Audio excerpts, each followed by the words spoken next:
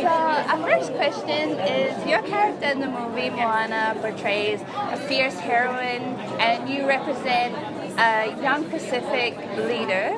Why is it so important for you that us young women Pacific people are portrayed as leaders? Oh, I think that's so important. I think, especially in this day and age, we need more heroes and heroines. And Disney films are reflective of their times. And like I said, right now, what we need are more beautiful women who are going to lead themselves. I think something that's also hit major media is that Moana doesn't have a love interest. Insert gas. Yes! What's really important is the journey that Moana goes on and just how much she grows and learns about herself. And she doesn't need a love interest for that. She's got it all for herself. I think that's so important to teach young girls. I'm 16 and I think that's just a radical thing for me to learn at this age. So if we can implement that you can be your own true self and that you don't need a love interest for young women at a young age, that's going to change the world.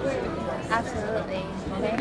Okay, our second question is, as a Hawaiian, what have you learned about Samoan culture or other Polynesian cultures that you hadn't known before? Okay, I was really surprised. I always wear my flower on my right ear, which means that I am Married. single, actually. In Hawaii, it's like you don't have nobody, and that's where I wore it. And then when I met with the filmmakers, they're like, oh, you have like a boyfriend, and I'm like, whoa, back up. But it's different here. So on the left, right, left is single. Unmarried. Right, so I just went safe tonight and I just kind of plopped them in my hair. Yeah, perfect. Yeah, there's also similarities and differences in our language and our dances, and I actually got to see that firsthand when I came here this morning. I was greeted with song and dance, as were the rest of the filmmakers, and it was a really wonderful experience. I'll never forget that.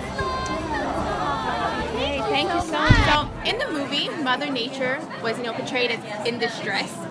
There were no fish, the coconuts were rotten, and there was darkness plaguing the land in Moana's dreams. Right. I interpreted this as symbolizing climate change. Now, was this an intention of your storytelling?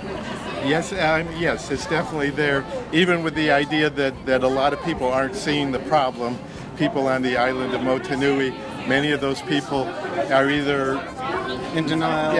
Are not aware, or even like Moana's father, Chief Tui, is kind of not wanting to accept that. So we had struggled with exactly how far to play it, and we had earlier versions of the story where it was more dramatic and more clear that something wrong was going on. But we actually felt that this was a little more relevant in that It was an impending disaster, sort of, and we wanted her to intervene.